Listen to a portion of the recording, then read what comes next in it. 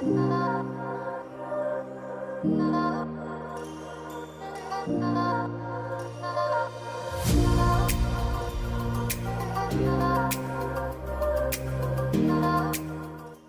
Brasil celebrou na segunda-feira os 30 anos do Estatuto da Criança e do Adolescente.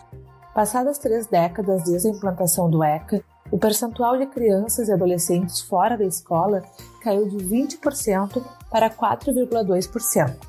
A mortalidade infantil chegou a 12,4 por 1.000 habitantes e o trabalho infantil deixou de ser uma realidade para 5,7 milhões de crianças e adolescentes. O texto foi instituído pela Lei nº 8.069, no período de redemocratização do país. Ele é considerado um avanço na questão de direitos humanos para o grupo em questão e é um exemplo para o mundo.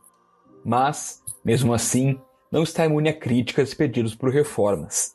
Por exemplo, em 2018, o então candidato à presidência da República, Jair Bolsonaro, atacou duramente o Estatuto.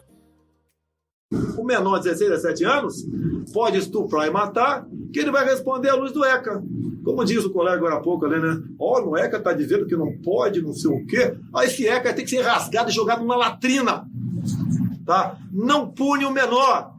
Nós devemos reduzir a maioridade penal, se possível para 14 anos de idade. Se não der, pode 17, 16, não tem problema. Esse ECA é um estímulo à vagabundagem, à malandragem infantil no nosso Brasil. Tem que mudar isso aí. O Palácio do Planalto sediou nesta segunda-feira uma cerimônia para celebrar o marco legal, exaltado pela ministra da Mulher, Família e dos Direitos Humanos, Damares Alves, como, abre aspas, uma lei extraordinária, fecha aspas. Diagnosticado com coronavírus, o presidente Jair Bolsonaro não participou do evento. Não chegou em todos os lugares ainda. Infelizmente, o ECA não chegou em todas as aldeias indígenas, porque, pasmem, ainda temos crianças que são mortas em nome de cultura no Brasil.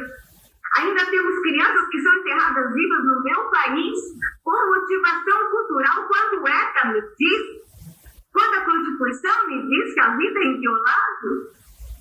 Pasmem, senhores, o ECA ainda não chegou em Ribeirão, na região ribeirinha. Este sim é um grande desafio, um desafio que está forte. No Direto ao Ponto deste 14 de julho, nós discutimos o Estatuto, os avanços que ele proporcionou e as polêmicas que existem em seu entorno. Eu sou Eric Halpe. Eu sou Brenda Fernandes. Sejam bem-vindos.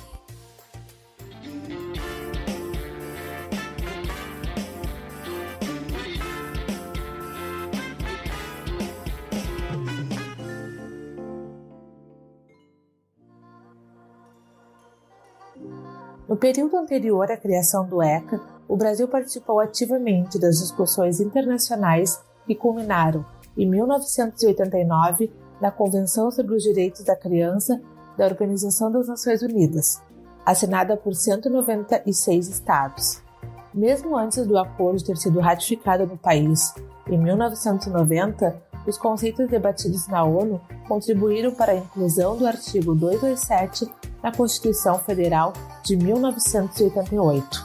A partir desse artigo, tornou-se dever da família, da sociedade e do Estado assegurar à criança, ao adolescente e ao jovem, com absoluta prioridade, o direito à vida, à saúde, à alimentação, à educação, ao lazer, à profissionalização, à cultura, à dignidade, ao respeito, à liberdade e à convivência familiar e comunitária, além de colocá-los a salvo de toda forma de negligência, discriminação, exploração, violência, crueldade e opressão. Aprovado 2 anos depois da Constituição, o ECA parte justamente do artigo 227 e consolida todo o debate que o antecedeu, declarando crianças e adolescentes sujeitos de direito, aos quais deve ser garantida a proteção integral e as oportunidades de desenvolvimento em condições de liberdade e de dignidade. Nesta terça-feira, o Conselho Nacional da Justiça divulgou um vídeo em homenagem ao Estatuto.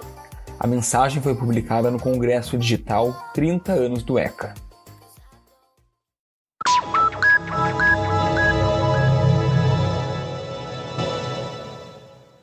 A lei é fruto de intensos debates, embates e discussões. Com o Estatuto da Criança e do Adolescente não foi diferente.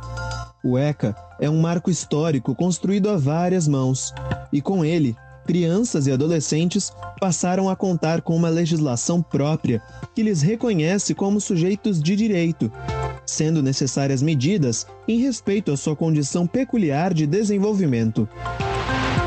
Ao nos debruçarmos sobre a história da construção do ECA, chama a atenção a grande mobilização e articulação de instituições e organizações da sociedade civil, contando com a participação das próprias crianças e adolescentes, do Poder Executivo, do Parlamento, do sistema de justiça e até de organismos internacionais.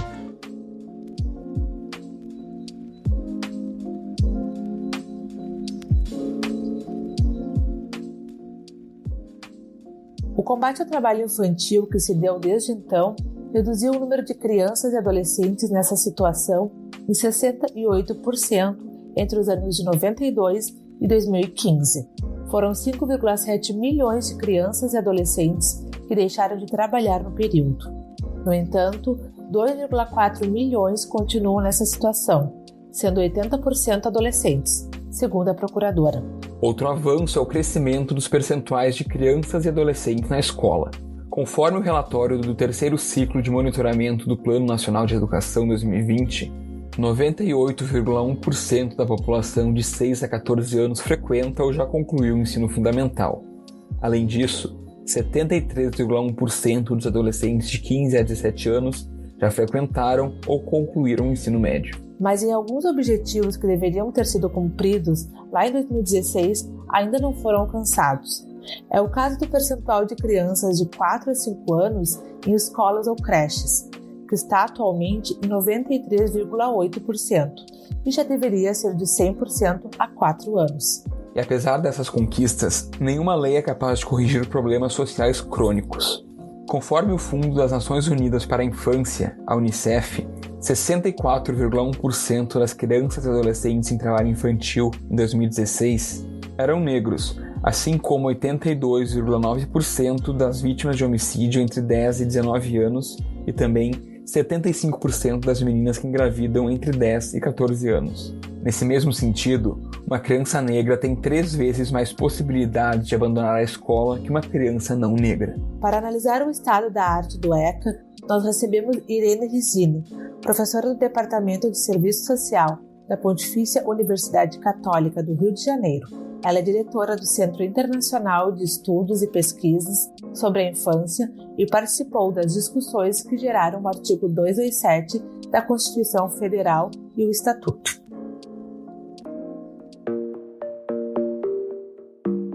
Professora, bem-vinda. Muito obrigada. A senhora fez parte do processo de construção do ECA. Conta para nós como foi um pouco dessa articulação. Foi um período muito importante para a nossa história e eu estou muito emocionada que foi com esses 30 anos, né, e diante do contexto de desmonte de direitos, nós vivemos que está havendo tanta articulação, tantos debates. Eu tenho participado com outros colegas de vários eventos em que se busca analisar o que aconteceu nesse momento, né? Então, não é muito difícil de entender. Nós tínhamos passado por 20 anos de regime ditatorial, muito assustador, muitas perseguições e mortes, muito silêncio. E muitas pessoas tiveram que sair do país e outras ficaram quietinhas aqui, né, sem poder se expressar. Eu era muito jovem ainda e já naquela época já me interessava assim, pela questão de crianças e adolescentes e jovens que viviam em situações de grande marginalidade. Eu tive a oportunidade de conhecer de perto o contexto das grandes instituições, que eram orfanatos. Logo aprendi que eram grandes instituições em que as crianças não eram órfãs, elas tinham família, tinham casa. E justamente nos anos 80, após um processo de abertura política, a anistia, etc., há toda uma movimentação muito bonita em torno dos direitos, os direitos de participação, o direito de participação política, o direito à voz, os movimentos sociais que finalmente vêm à tona e podem se articular livremente, se encontrar e falar. eu tive assim, a felicidade de poder militar naquela época, como já jovem professora universitária, junto aos movimentos que articulavam em torno dos direitos da criança, e participei a discussão sobre o artigo 226 e 227 da Constituição, que vai justamente falar dos direitos da criança, do adolescente e do jovem. E aquilo tudo foi muito, muito emocionante. Depois, a movimentação em Brasília para a aprovação do estatuto, eu participei logo no início, como trazendo a universidade para o Fórum de Defesa dos Direitos da Criança e do Adolescente. Então, toda a movimentação inicial em prol dos direitos. E isso foi muito fundante para a minha própria carreira, porque ali eu optei por levar a universidade de fato aos espaços tanto de discussão, de construção, de pesquisas e de indicadores, e publicações que pudessem contribuir para o debate, para se compreender o que estava acontecendo, né, uma mudança bastante revolucionária naquela época.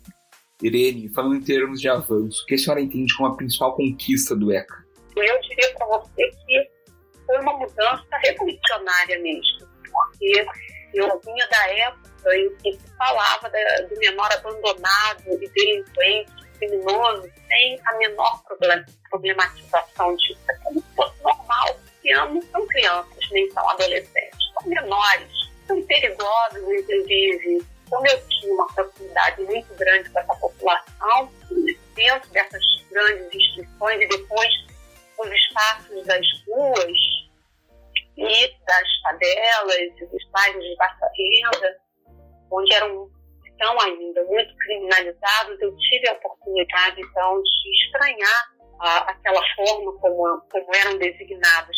O Estatuto vem para dizer não são nós abandonados pelos pais. Eles são crianças e adolescentes, e como todas crianças e adolescentes, têm direitos. E é assim que se passa a construir a ideia da criança e do adolescente enquanto sujeitos de direitos.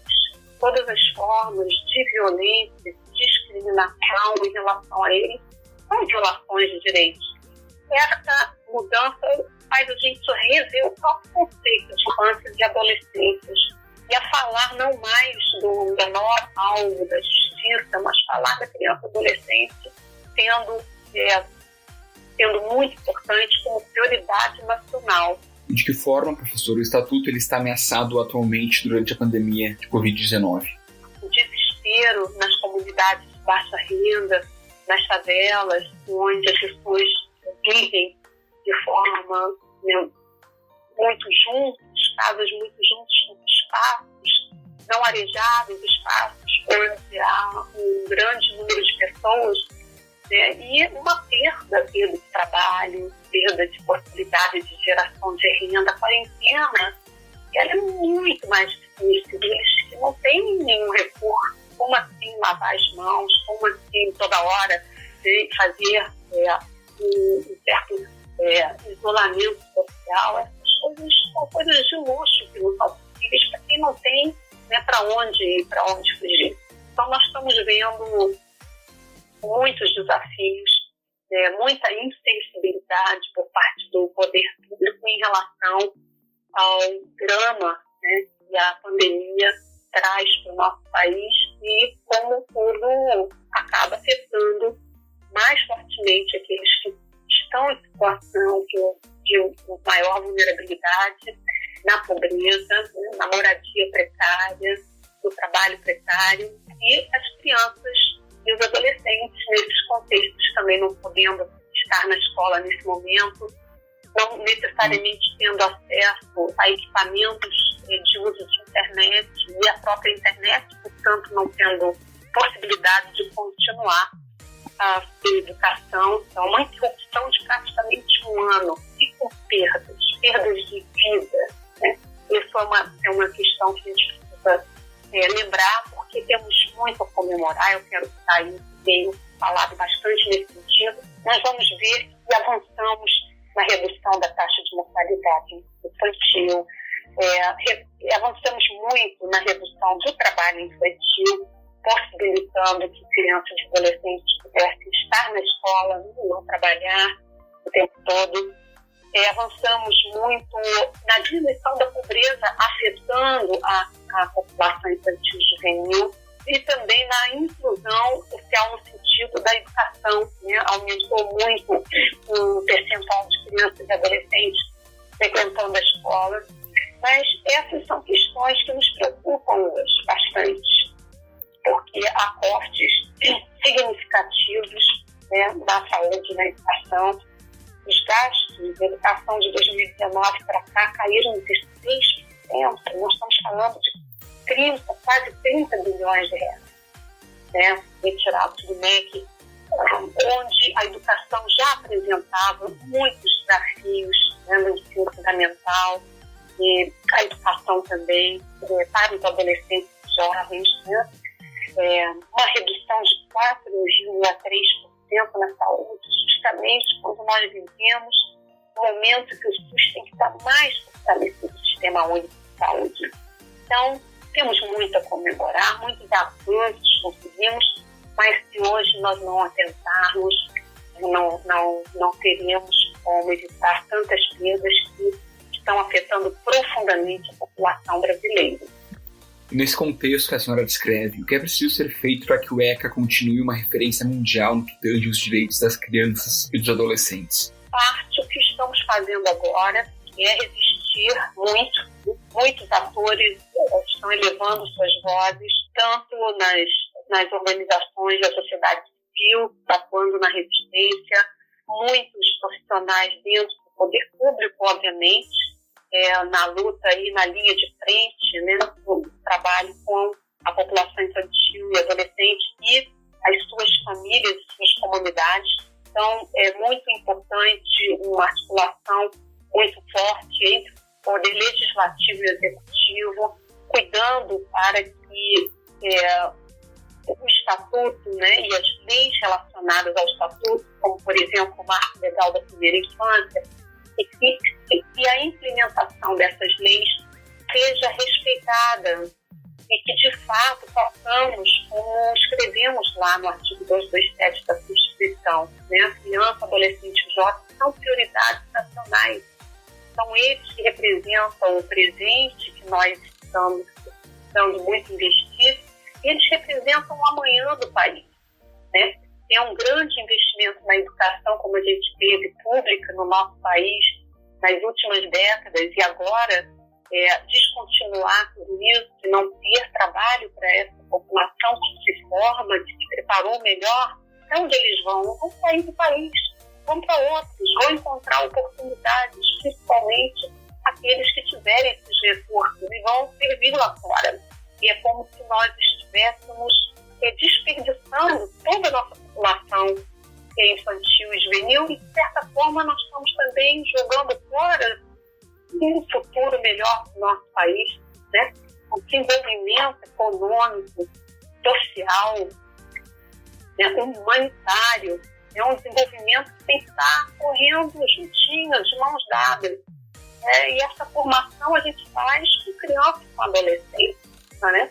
Antes que ele entre no mundo adulto, como cidadão ali que pode estar trabalhando com um Brasil melhor.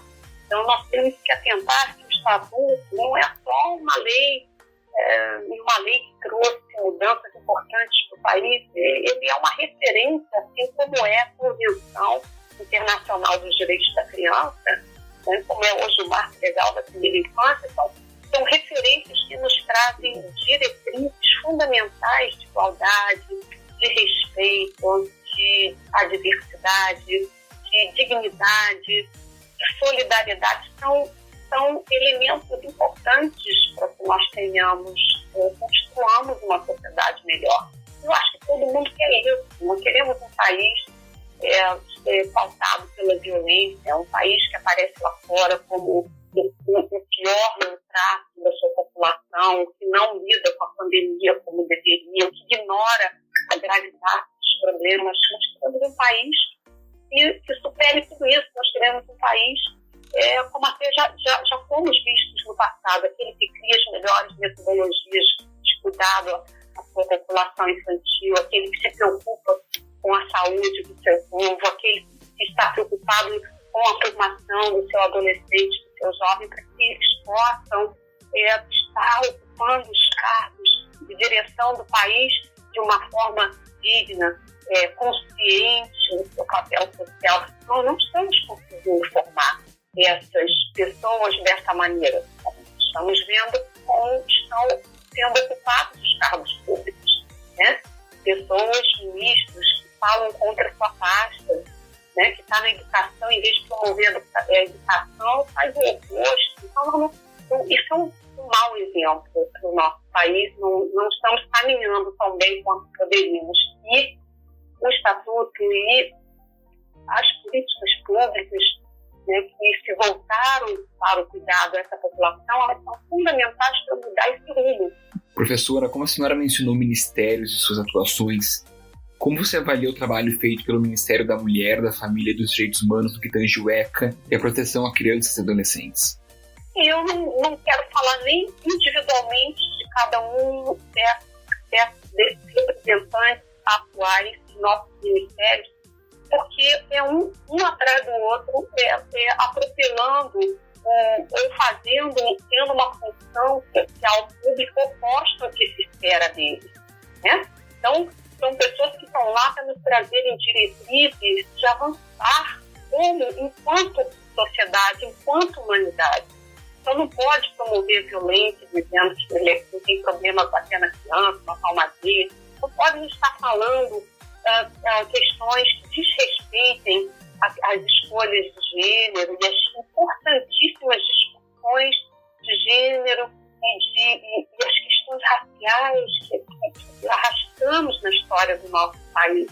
Então, nós esperamos de nossos representantes no poder público uma atitude oposta, de solidariedade, de conhecimento da sua pasta, de articulação com os movimentos sociais, de poder conversar com aqueles que conhecem esses assuntos, que estão trabalhando para o bem do país. Então, eu acho que temos que rever muito, né, onde estamos aí na direção do nosso país. Essa questão de gênero que a senhora acaba de mencionar, eu acredito que seja algo novo nesse debate, juntamente com a tecnologia e as redes sociais. Como e onde a senhora inseriria esses aspectos no debate no que tange o ECA? Porque, como sabemos, é um estatuto criado no século passado, quando essas questões não eram latentes. Pode haver um espaço maior para discutir temas como esses? Olha, o estatuto é uma lei da década de 80, e é uma lei com todas as leis que vão sendo adaptadas aos seus tempos, vão sendo reformuladas, né? O que se repudia são mudanças que representem um retrocesso em relação ao cuidado e à efetivação dos direitos de todos da população brasileira, né? Mas as reformulações são necessárias para que se incluam questões que passam a ser importantes nas pautas de discussão no país, elas precisam ser contempladas.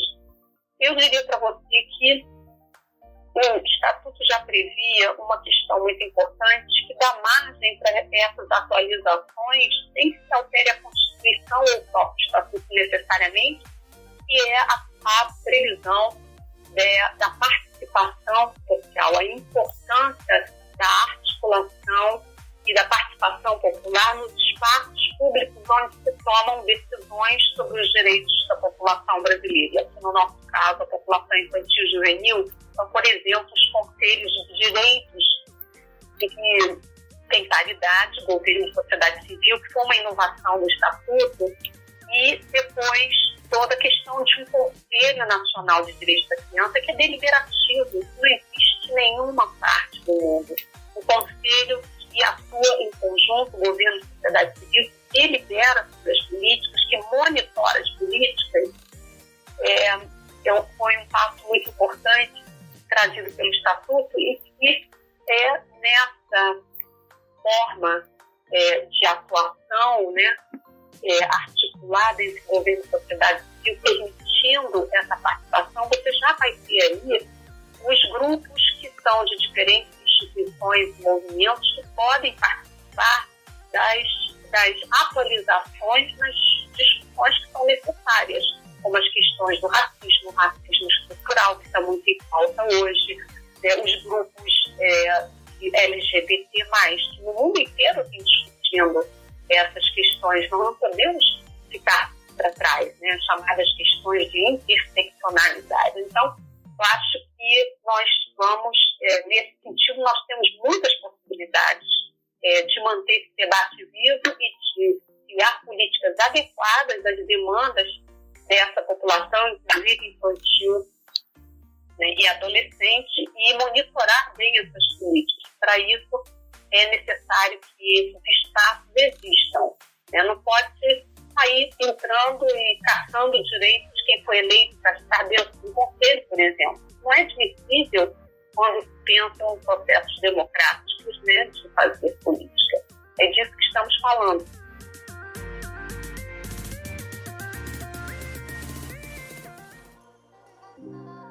Ao substituir o Código de Menores na legislação brasileira, o Estatuto da Criança e do Adolescente mudou a doutrina da situação irregular para a doutrina da proteção integral. Ela distribui a toda a sociedade a responsabilidade por assegurar os direitos das crianças e adolescentes com prioridade absoluta.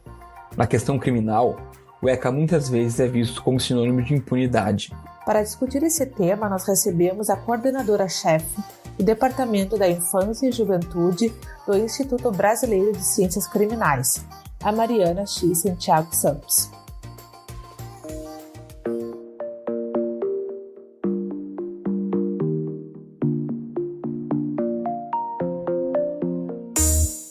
Mariana, para começarmos, que avaliação a senhora faz dos 30 anos do ECA no que tange a questão de medidas socioeducativas? Eu acho que a primeira coisa que a gente tem que pensar é o ECA enquanto um instrumento normativo que vai modificar o olhar que a gente tinha, né, e que a gente tem hoje sobre crianças e adolescentes envolvidos com a prática de ato infracional. O ECA vai fazer uma distinção, né, ele é pensado no momento da abertura democrática por movimentos sociais e por parlamentares que estavam olhando para a questão da infância, então a gente não pode esquecer também do Movimento Nacional dos Meninos e Meninas de Rua, porque durante, enfim, quase todo o século XX, né, de 27 a 88, basicamente, a gente teve legislações, que eram os códigos de menores, que olhavam a questão da infância e a infância em si como objetos a serem tutelados pelo sistema de justiça. Então, aquele juiz pai, aquele juiz estado que tudo fazia, né, por o melhor, para dar o melhor para essa criança. Mas isso era o texto da lei, mas ao contrário, que a gente via na realidade daquela época, era na verdade uma intervenção estatal com o fim de fazer uma política higienista mesmo, né? Tirar crianças da rua, colocar os cuidados da FEBEM, que eu acho que todo mundo se lembra o que eram, né? Momentos que a gente teve de, enfim, tortura, maltrato, tratamentos totalmente desumanos com essa parcela da população. Aí o ECA, ele chega para romper com isso, né? Só que ele não foi um texto também que foi de fácil aprovação. Teve muita disputa, muito debate interno para que ele fosse aprovado do jeito que ele se encontra hoje. Acho que a grande questão, assim, prioritária é a separação entre crianças e adolescentes pobres e marginalizados daqueles que, de fato, cometem atos contrários à lei penal, que são os atos infracionais que a gente chama. E aí a responsabilização, né, desses adolescentes que hoje praticam esses atos infracionais são por meio de uma sanção que a gente chama de medida socioeducativa, que tem um cunho punitivo, sim, né, porque a gente, é uma responsabilização que a gente faz para esses adolescentes, mas ao mesmo tempo tem um cunho educativo. Você acredita que o Brasil já fez investimentos significativos para transformar o que era esse sistema penal de crianças em um sistema socioeducativo? Olha, é difícil responder essa pergunta, né? Talvez, não sei se alguém vai conseguir te responder isso. A gente tem avanços, mas a gente tem avanços talvez não como a gente gostaria que tivesse. E eu falo isso porque quando a gente pensa as medidas socioeducativas, quando elas foram pensadas logo na criação do estatuto, elas estavam olhando muito para o meio aberto. E por que eu estou falando isso especificamente? Porque a gente já enxergava naquela época, e hoje ainda mais, que a privação de liberdade de um ser humano não traz as respostas que a gente espera, ou seja, não diminui os índices de violência urbana. A gente dá o exemplo sempre de que, bom, a gente tem hoje quase 60 mil homicídios por ano no Brasil e a quarta maior população carcerária do mundo em números absolutos, né? 21ª proporcionalmente. Então, quer dizer, prender pessoas não resolve o problema da criminalidade. Então, a ECA já se adiantando a isso, em função de normativas internacionais que vinham sendo construídas no seio da Liga das Nações e da própria Organização das Nações Unidas a partir da década de 40, enxergavam o meio aberto como uma possibilidade de, entre aspas, recuperar esse adolescente envolvido com a prática de atos contrários à lei. O que acontece é que, e aí vem o contudo da minha resposta, é que o sistema de justiça ainda enxerga na privação de liberdade a resposta eficaz para combater a criminalidade juvenil. O que a gente vê, por exemplo, é de que de 1996, ou seja, 6 anos após a publicação do ECA, para 2016, a gente teve um aumento de adolescentes privados de liberdade no número de 511%. O que isso significa? Que a gente tem dado as mesmas respostas no sistema de justiça juvenil, ou seja, para os adolescentes, da mesma forma que a gente dá para os adultos, privando pessoas de liberdade por atos que, de fato, nem precisariam, né? Se a gente for olhar para quem está hoje no sistema socioeducativo, a grande maioria dos adolescentes está lá, a grande maioria mesmo, estou falando de mais de 70%. De atos infracionais análogos a crimes contra o patrimônio, e aí eu não estou contando o latrocínio nesse crime, porque o latrocínio tem o resultado de morte, e crimes relacionados à lei de drogas, ou seja, um crime que não tem violência nem grave ameaça. Então, assim, de um lado a gente sim avança, né? A gente tem que reconhecer que o ECA é um avanço, mas ao mesmo tempo a gente tem uma cultura ainda, né? Uma cultura que a gente chama uma cultura menorista daqueles códigos anteriores de olhar a privação de liberdade como resposta apropriada para esse tipo de conduta praticada por alguns adolescentes. Existem alguns temas que são pautas quando a gente fala sobre o ECA, e um deles é a redução da maioridade penal. Qual é a sua visão sobre isso? Acho que seria bastante problemática, né? Porque a gente tem várias questões para discutir aí, mas de uma forma muito breve, o que incomoda muito nos discursos, e aí só para você ter uma noção, assim, a gente tem, desde 91, a gente tem propostas para mudar o estatuto e a Constituição, no caso, né? Porque é o artigo 228 que fala sobre a idade de inimputabilidade penal da Constituição. E desde 91 a gente tem propostas de redução da maioridade penal. O grande problema dessas propostas é que as justificativas são muito frágeis, né? São justificativas muito populistas. Porque o que eles falam de maneira geral? Eu estou falando de mais de 50, 60 projetos de emendas à Constituição que querem reduzir a idade penal, tá? Alguns, obviamente, já foram arquivados, outros, né?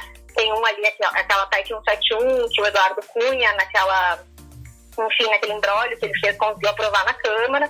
Mas, assim, em geral, elas vão falar sobre impunidade, ou seja, vão falar que os adolescentes não são punidos, o que não é verdade, porque, né, eu estou te falando que a gente tem muito adolescente privado de liberdade no país, hoje num número absoluto de quase 30 mil adolescentes. Eles vão falar sobre o efeito dissuasório que a pena aplicada a um adulto teria a esses adolescentes, ou seja, se ele souber que ele vai ser preso como um adulto, ele vai parar de cometer crime, só que aí tu consegue derrubar esse argumento dizendo, bom, a gente tem 700 mil pessoas presas no país e o número de crimes violentos não diminui, ou seja, um adulto não para de cometer crime porque tem uma pena que ele possa vir a cumprir. A outra questão, me parece importante falar, é que os parlamentares, na sua maioria, falam de evitar o aliciamento de adolescentes. Então, quer dizer, eu vou responsabilizar os adolescentes que eles estão servindo de mão de obra para o mercado ilícito, ou mercado ilícito, enfim, crimes mais graves. Então, tu está acabando por responsabilizar pessoas que, na verdade, estão sendo já vulnerabilizadas por um sistema paralelo. Uma justificativa muito importante que normalmente vem sempre à tona é o alinhamento internacional que o Brasil deveria fazer, porque disse, né, nesses discursos parlamentares que a gente não estaria alinhado aos países mais desenvolvidos, o que é mentira, né? Se alguém tiver interesse é só entrar no site da Unicef, a gente tem esses documentos liberados no site da Unicef, enfim, do próprio STF, de que a gente está alinhado sim internacionalmente. Tem pouquíssimos países que a gente chama de desenvolvidos, de primeiro mundo, tem tem a maioridade penal menos de 18 anos. Acho que um exemplo bem claro é os Estados Unidos, mas só em alguns estados também. Existe todo um movimento de aumentar essa idade de responsabilização, ou seja, sair dos 16 e ir para os 18, porque se entendeu que não adiantaria, né, baixar. Mas exemplos assim, bem concretos que eu acho importantes são, por exemplo, a Alemanha e o Japão. O Japão, a maioridade penal é aos 21 anos. E a Alemanha tem um sistema intermediário entre adolescente e adulto que dos 18 aos 21 anos tem um sistema próprio de julgamento. E a maioridade é sim aos 18, mas aí até os 21 tu tem ainda um sistema um pouco menos punitivo no sentido do sistema penal adulto. E a opinião pública, eu acho que é o último argumento deles, e de fato ele tem razão, né? Porque a gente tem uma cultura social por mais punição, né? Punição com cadeia para as pessoas, né? Que enxergam a prisão como panaceia para resolver todos os problemas de segurança pública, e a gente tem, enfim, várias pesquisas que já foram feitas pelo IBOP, o Instituto Datafolha, que vão falar sobre mais de 85% da população ser favorável à redução da idade penal, que, na minha opinião, é uma falta de conhecimento mesmo, e também de uma cultura, né, que enxerga a prisão como forma de resolver todos os conflitos sociais. Mariana, em meio a este cenário de avanços durante os últimos 30 anos, há alguns dados que preocupam as autoridades, como o fato de ter aumentado o índice de homicídios de crianças e jovens entre 10 e 19 anos. Ao que a gente pode acreditar isso? Eu não quero parecer chata, mas eu acho que voltar ao histórico é sempre muito importante. Tem uma sociedade que viveu, né, eu como socióloga, eu bato muito nessa tecla, assim, tem uma sociedade que viveu durante 20 anos olhando para o menor como objeto de tutela indiscriminada do Estado, ou seja, pessoas que não eram sujeitos de direitos, pessoas que podiam, né, ser tuteladas pelo poder público ao bel prazer das instituições do sistema de justiça. Aí em 88 tu vai ter uma Constituição no momento de abertura democrática, tu vai ter a publicação do Estatuto da Criança e Adolescente, que vai, assim, que faz uma mudança paradigmática no olhar que a gente vai ter, tanto é que a gente não fala mais menor, não se deve mais falar menor, porque menor é algo menor, né? Diminui a pessoa. É um adolescente, é uma criança. Até hoje a gente vê, né? Eu acho que a mídia também precisa puxar essa responsabilidade de chamar menores infratores, mas assim, quando é pobre, né? Quando é preto. Ele não vai falar de um adolescente de classe média como menor.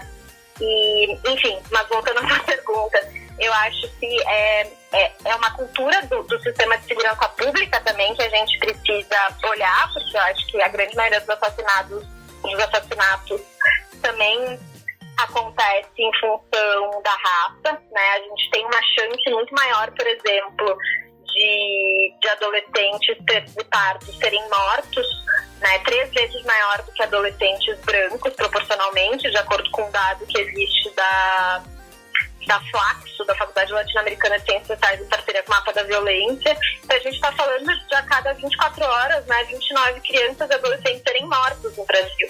E isso é muito preocupante porque a gente está matando um futuro, né, um futuro que a gente espera, né, enquanto sociedade, enquanto Estado. Eu acho que basicamente deve a uma cultura violenta que a gente tem das instituições do sistema de segurança pública, tanto a polícia militar quanto guardas municipais, enfim, que são mais novas, mas mesmo assim vem dessa cultura da repressão, e a repressão sempre na sua forma mais letal, né, de morte mesmo a essas pessoas, de olhar esses sujeitos não como pessoas, né, mas como objetos que a gente pode simplesmente tirar de circulação para melhorar um sentimento de segurança de uma classe média, de uma elite que ainda manda nesses poderes, enfim. Você fez mestrado sanduíche na França e anteriormente mencionou a questão da maioridade penal em alguns países, comparando com o Brasil. Mas, de forma geral, o quão avançado o ECA está em comparação aos outros lugares do mundo? O ECA é referência, né?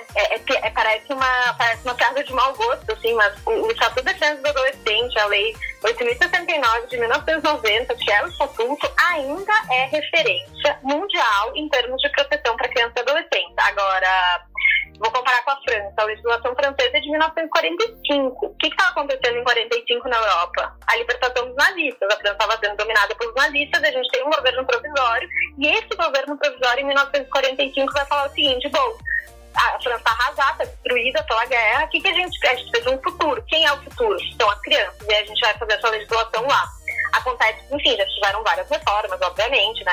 A sociedade muda, enfim, mas é uma lei muito mais atrasada que a nossa, não só em função do tempo em que ela foi publicada, mas em função das garantias e dos direitos que a gente tem. Agora, uma coisa me parece muito importante a gente pensar, e aí a gente também, enquanto acadêmico, enquanto jornalista, enquanto, enfim, pensar que, bom, uma lei não tem uma força de mudar uma cultura social, né? Eu acho que a falta de implementação do ECA, a falta de respeito a essa legislação e a ausência de responsabilização das pessoas que de fato não respeitam essa lei é que torna ainda o nosso país muito atrasado em termos de garantir efetivamente esses direitos das crianças e adolescentes. O que é uma grande, como é que eu posso dizer, é uma grande não só falha do nosso sistema, mas é uma grande pena para o nosso país, assim, porque que futuro é esse que a gente deseja? A gente fala tanto o Brasil, o país do futuro, né? A gente fala isso desde o início do século XX. O Brasil é o país do futuro, mas a gente não cuida do nosso futuro. E não é por falta de lei. Eu acho que essa é a grande questão. Assim, acho que os parlamentares, todo mundo critica muito, corrupção, etc., mas a gente tem um trabalho importante e fundamental para o Estado Democrático de Direito, que é o poder legislativo, só que a gente não implementa. Então, é olhar também para o executivo, né, para o executivo municipal e estadual, e olhar muito para o sistema de justiça, porque a lei é aplicada por alguém, né? A lei é defendida por alguém, é aplicada por alguém. A gente tem que olhar para quem está fazendo isso.